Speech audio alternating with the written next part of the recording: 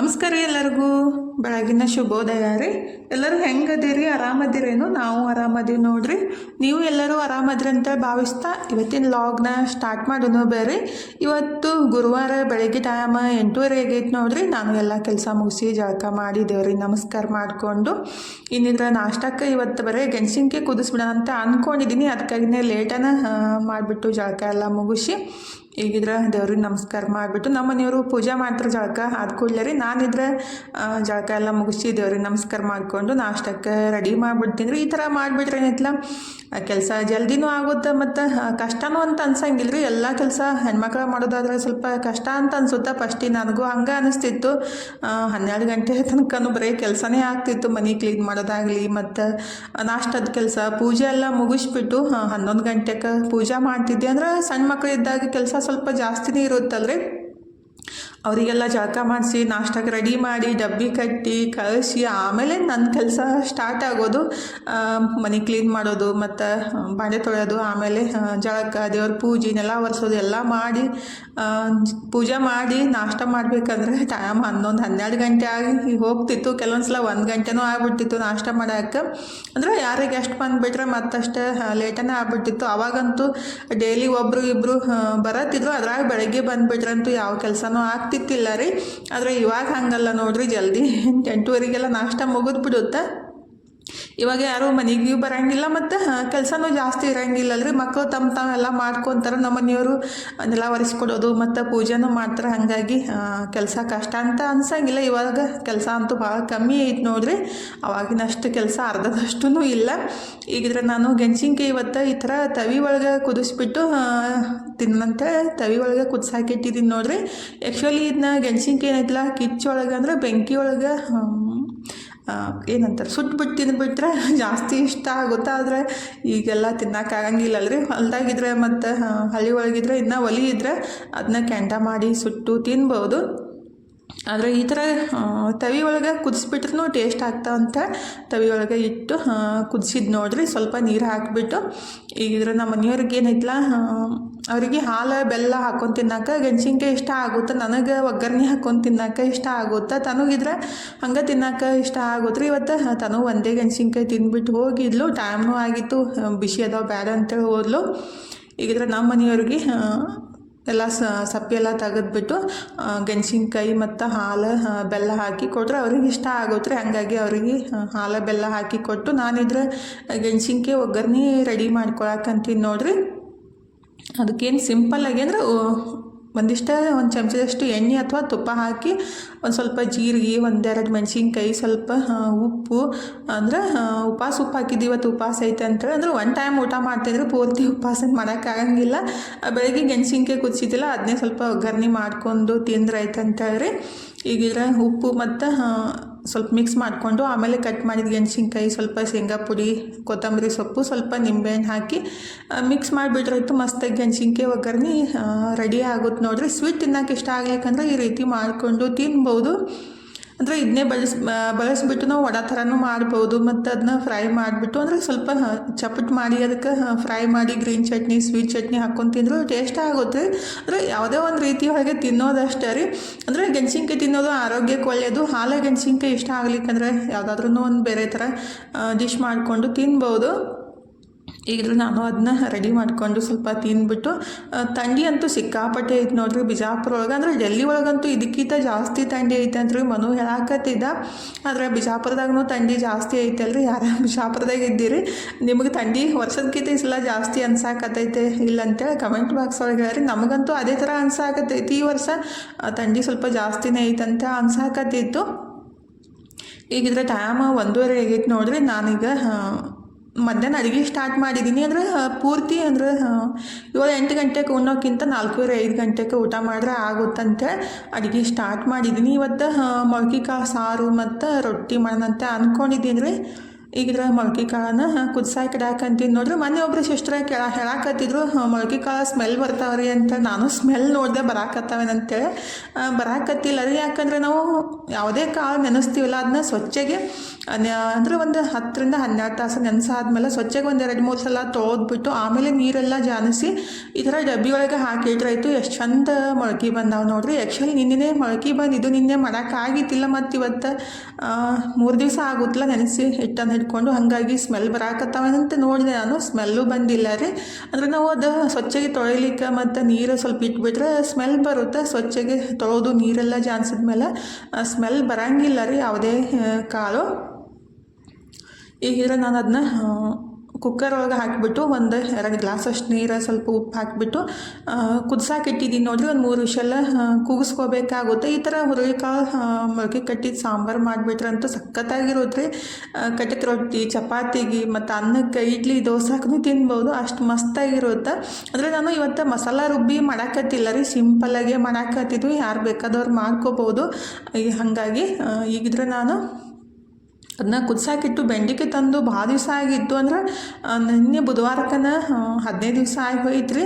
ಅಂದರೆ 2 ವಾರ ಆಗಿ ಹೋಯ್ತು. ಅದಕ್ಕಾಗಿ ಹಂಗೆ ಇಟ್ಬಿಟ್ರೆ ತೀರಾ ಹಾಳಾಗುತ್ತೆ. ಸ್ವಲ್ಪ ಉಪ್ಪು ಹಾಕಿ ಹುರಿದ್ಬಿಟ್ಟು ನಮ್ಮ ಮನೆಯವ್ರಿಗೆ ನನಗೆ ತಿನ್ನೋಕ್ಕಾಗುತ್ತೆ. ತಾನು ಅಂತೂ ತಿನ್ನಂಗಿಲ್ಲ ರೀ ಬೆಂಡಿಕಾಯಿ. ಹಾಗಾಗಿ ಅದನ್ನೇ ಸ್ವಲ್ಪ ಉಪ್ಪು ಹಾಕಿ ಹುರ್ಯಾಕೆ ಬರುತ್ತೆ ಅಂತೇಳಿ ಹುರ್ಯಾಕೆ ಇಟ್ಬಿಟ್ಟು ಕಟ್ ಮಾಡಿ, ಈ ಕಡೆ ನಾನು ಹುರುಳಿಕಾಳು ಸಾಂಬಾರ್ಗೆ ಬೆಳ್ಳುಳ್ಳಿ ಮತ್ತು ಉಳ್ಳಾಗಡ್ಡಿ ಕಟ್ ಮಾಡಿ ಇಟ್ಟಿದ್ದೀನಿ.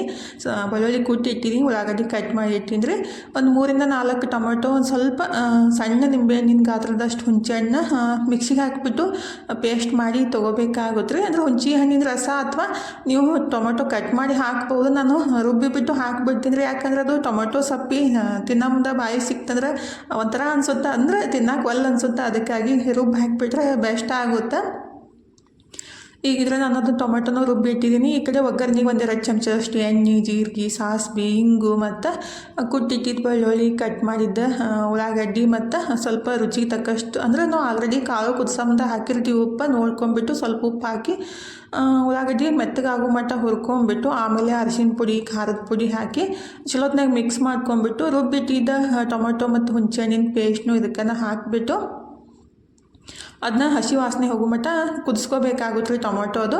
ಈ ಕಡೆ ಏನಿತ್ತಲ್ಲ ಅದ ಮಿಕ್ಸರ್ ಜಾರಿಗೆ 1-2 ಚಮಚದಷ್ಟು, ಅಂದರೆ ದೊಡ್ಡ ಚಮಚದಷ್ಟು ಹುರುಳಿಕಾಳು ಹಾಕಿಬಿಟ್ಟು ಸ್ವಲ್ಪ ನೀರು ಹಾಕಿ ಪೇಸ್ಟ್ ಮಾಡಿ ತೊಗೋಬೇಕಾಗುತ್ತೆ ರೀ. ಅಂದರೆ ಹಾಗೆ ಹಾಕಿಬಿಟ್ರೆ ಏನಿತ್ತಲ್ಲ ಅದು ಸಾರು ಸ್ವಲ್ಪ ನೀರು ಥರ ಅನಿಸುತ್ತೆ. ಅದಕ್ಕಾಗಿ ಒಂದು ಸ್ವಲ್ಪ ಹುರುಳಿಕಾಳು ತೊಗೊಂಬಿಟ್ಟು ಮಿಕ್ಸಿಗೆ ಹಾಕಿ ಪೇಸ್ಟ್ ಮಾಡಿ ಹಾಕಿಬಿಟ್ರೆ ಅದು ಗ್ರೇವಿನೂ ತಿಕ್ಕಾಗಿ ಬರುತ್ತೆ, ಟೇಸ್ಟ್ನೂ ಇರುತ್ತೆ ರೀ. ಈಗಿದ್ರೆ ಟೊಮೆಟೊ ಹಸಿ ವಾಸನೆ ಹೋದ್ಮೇಲೆ ಸ್ವಲ್ಪ ಗರಂ ಮಸಾಲ ಮತ್ತು ಧನಿಯಾ ಪುಡಿ ಹಾಕಿದ್ದೀನಿ ರೀ. ಮಸಾಲೆ ಖಾರ ಹಾಕಿಬಿಟ್ರೆ ಈ ಧನಿಯಾ ಪುಡಿ, ಗರಂ ಮಸಾಲ ಹಾಕೋ ಅವಶ್ಯಕತೆ ಇಲ್ಲ. ನಾನು ಕೆಂಪು ಖಾರದ ಪುಡಿ ಹಾಕಿದ್ದು, ಹಾಗಾಗಿ ಸ್ವಲ್ಪ ಧನಿಯಾ ಪುಡಿ, ಗರಂ ಮಸಾಲ ಹಾಕಿ ಚಲೋತ್ನಾಗ ಮಿಕ್ಸ್ ಮಾಡಿಬಿಟ್ಟು ಆಮೇಲೆ ಕುದಿಸಿಟ್ಟಿದ್ದ ಹುರುಳಿಕಾಳು ಹಾಕಿ ಅದಕ್ಕೆ ಇದೇನು ನಾವು ಸ್ವಲ್ಪ ಹುರುಳಿಕಾಳು ಎತ್ತಿ ಇಟ್ಕೊಂಡಿರ್ತೀವಲ್ಲ ರೀ, ಅದನ್ನ ಸ್ವಲ್ಪ ನೀರು ಹಾಕಿಬಿಟ್ಟು ಪೇಸ್ಟ್ ಮಾಡಿ ಇದಕ್ಕನ್ನು ಸೇರಿಸ್ಕೋಬೇಕಾಗುತ್ತೆ. ಈ ಥರ ಹುರುಳಿಕಾಳು ಸಾಂಬಾರು ಮಾಡಿಬಿಟ್ಟು 2 ದಿವಸ ಇಟ್ಟರೂ ಹಾಳಾಗಂಗಿಲ್ಲ ರೀ. ಟೇಸ್ಟು ಅಷ್ಟೇ ಸಖತ್ತಾಗಿರುತ್ತೆ. ನಾಳೆ ಇಡ್ಲಿ ದೋಸೆ ಮಾಡ್ತೀವಂದರೆ ಇವತ್ತನ್ನು ಸಾಂಬಾರು ಮಾಡಿ ಇಟ್ಕೊಂಡ್ರೆ ನಡೆಯುತ್ತೆ. ಅಂದರೆ ಹುರುಳಿಕಾಳು ಸಾಂಬಾರು ಮತ್ತು ಹಾಗಲಕಾಯಿ ಪಲ್ಯ 2 ದಿವಸ ಇಟ್ಬಿಟ್ರೂ ಹಾಳೂ ಆಗಲ್ಲ ಮತ್ತು ಅದು ಟೇಸ್ಟೂ ಇರುತ್ತೆ. ಹಾಗಾಗಿ ಈಗಿದ್ರೆ ಅದು ರುಬ್ಬಿಟ್ಟಿದ್ದ ಹುರುಳಿಕಾಳು ಪೇಸ್ಟು ಸ್ವಲ್ಪ ನೀರು ಹಾಕಿ ಚಲೋತ್ನಾಗ 1-2-3 ಕುದಿಸ್ಕೊಂಡ್ಬಿಟ್ಟು ಲಾಸ್ಟಿಗೆ ಸ್ವಲ್ಪ ಕೊತ್ತಂಬರಿ ಸೊಪ್ಪು ಹಾಕಿಬಿಟ್ರೆ ಆಗುತ್ತೆ ನೋಡಿರಿ. ಸ್ವಲ್ಪ ಬೆಲ್ಲನೂ ಹಾಕಿದ್ದೀನಿ ಮತ್ತು ಹುಳಿ ಮತ್ತು ಟೊಮೆಟೊ ಹಾಕಿರ್ತೀವಲ್ಲ ಹುಣಸೆ ಹಣ್ಣು, ಹಾಗಾಗಿ ಸ್ವಲ್ಪ ಎಷ್ಟು ಬೇಕಲ್ಲ ಸ್ವೀಟ್ ನೋಡ್ಕೊಂಬಿಟ್ಟು ಅಷ್ಟು ಬೆಲ್ಲ ಹಾಕಿ ಕುದಿಸ್ಕೊಂಬಿಟ್ಟು ಲಾಸ್ಟಿಗೆ ಕೊತ್ತಂಬರಿ ಸೊಪ್ಪು ಹಾಕಿಬಿಟ್ರೆ ಮಸ್ತಾಗಿ ಹುರುಳಿಕಾಳು ಸಾಂಬಾರು ರೆಡಿ ಆಗುತ್ತೆ ನೋಡಿರಿ. ನೀವು ಖಂಡಿತ ಟ್ರೈ ಮಾಡಿರಿ. ಹುರುಳಿಕಾಳು ತಿನ್ನೋದು ಆರೋಗ್ಯಕ್ಕೆ ಒಳ್ಳೆಯದು ಮತ್ತು ಮೊಳಕೆ ಹಾಯಿಸಿ ತಿನ್ನೋದು ಇನ್ನೂ ಬೆಸ್ಟ್ ರೀ. ಹಾಗಾಗಿ ಈಗಿದ್ರೆ ನಾನು ರೊಟ್ಟಿ ಮಾಡೋಕೆ ಸ್ಟಾರ್ಟ್ ಮಾಡಿದ್ದೀನಿ ನೋಡಿರಿ. ಜೋಳದ ಹಿಟ್ಟನ್ನು ಬೀಸ್ಕೊಂಬಂದು ಭಾಳ ದಿವಸ ಆಗಿತ್ತು, ಹಾಗಾಗಿ ಅದನ್ನಷ್ಟು ಖಾಲಿ ಮಾಡಿಬಿಡೋಣ.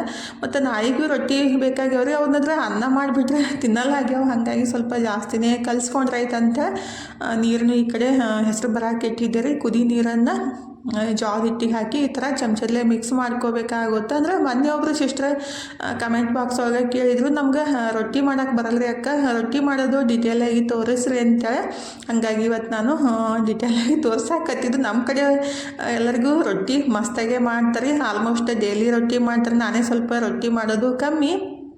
ನನ್ನ ಮಗಳಿಗೆ ರೊಟ್ಟಿ ಇಷ್ಟ ಆಗಂಗಿಲ್ಲ ಅಂತೇಳಿ ನಾನು ಮಾಡೋಕ್ಕೆ ಹೋಗಂಗಿಲ್ಲ. ನನಗೆ ಜಾಸ್ತಿ ಇಷ್ಟ ಆಗುತ್ತೆ ರೀ. ಆದರೆ ತನಗೊಂದು ನಮಗೊಂದು ಮಾಡಿಬಿಟ್ರೆ ಏನೈತಲ್ಲ ಮತ್ತೆ ಎರಡೆರಡು ಕೆಲಸ ಅಂತೇಳಿ ಜಾಸ್ತಿ ಮಾಡೋಕ್ಕೆ ಹೋಗಂಗಿಲ್ಲ.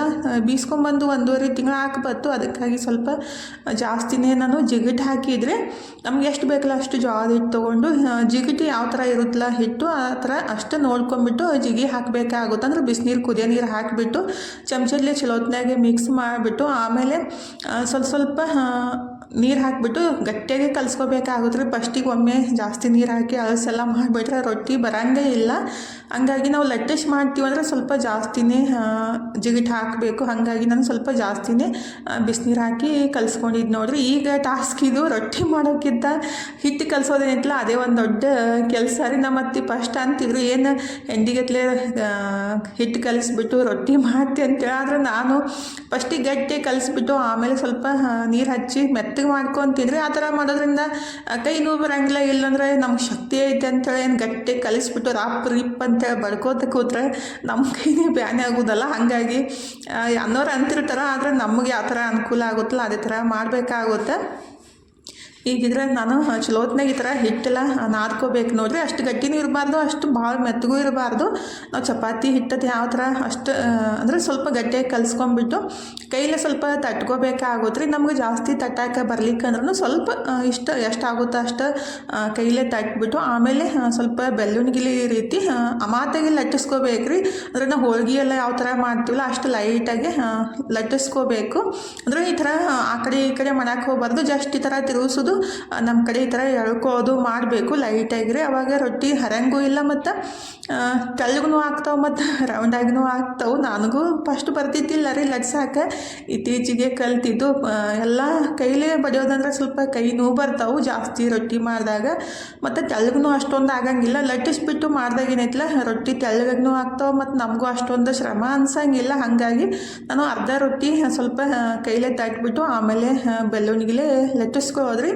ನೀವು ರೊಟ್ಟಿ ಮಾಡಿರಿ ಅಂದ್ರೆ ಫಸ್ಟಿಗೆ ಸ್ವಲ್ಪ 2-3 ಈ ಥರ ಕಲಿತಾ ಹೋದಂಗೆ ಬರ್ತಾ ಇರ್ತಾವ್ರಿ. ನಮಗೂ ಏನು ಫಸ್ಟಿಗೆ ಏನು ಬರ್ತಿದ್ದಿಲ್ಲ.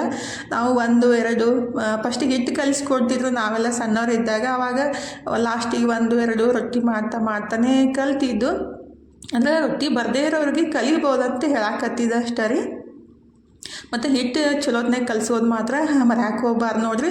ಭಾಳ ಮೆತ್ತಗಿರಬಾರ್ದು. ಆದಷ್ಟು ಗಟ್ಟಿಗೆ ಕಲಿಸ್ಬಿಟ್ರೆ ನಾವು ಫಸ್ಟ್ ಟೈಮ್ ಮಾಡ್ತಾಯಿದ್ರೆ ಅದು ಹರಂಗಿಲ್ಲ ರೀ. ನಾವು ಭಾಳ ಮೆತ್ತಗೆ ಮಾಡಿಬಿಟ್ರೆ ಎಲ್ಲ ಹತ್ಕೊಂಡ್ಬಿಡುತ್ತೆ. ಅಂದ್ರೆ ಬಡಿಯಂದ ಸ್ವಲ್ಪ ಹೆಚ್ಚು ಕಡಿಮೆ ಆಗ್ತಿರ್ತೈತಿ. ಹಾಗಾಗಿ ಆದಷ್ಟು ಹಿಟ್ಟು ಫಸ್ಟಿಗೆ ಭಾಳ ಗಟ್ಟಿ ಕಲಿಸ್ಕೊಂಡು ಸ್ವಲ್ಪ ನೀರು ಹಾಕ್ಕೊಂಡು ನಾದ್ಕೋಬೇಕ್ರಿ.